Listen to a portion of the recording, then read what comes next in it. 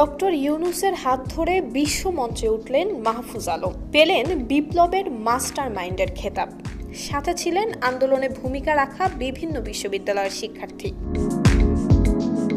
জাতিসংঘের সাধারণ পরিষদের ৭৯তম অধিবেশনে Clinton global initiative leader stage বক্তব্যে ডক্টর ইউনূস বিগত সরকার কিভাবে ছাত্র জনতার উপর গুলি চালিয়ে হত্যাকাণ্ড ঘটিয়েছে এবং সেই তাজা গুলির সামনে কিভাবে ছাত্ররা বুক পেতে দাঁড়িয়েছে বিশ্ব নেতাদের সেসব কথা শোনান।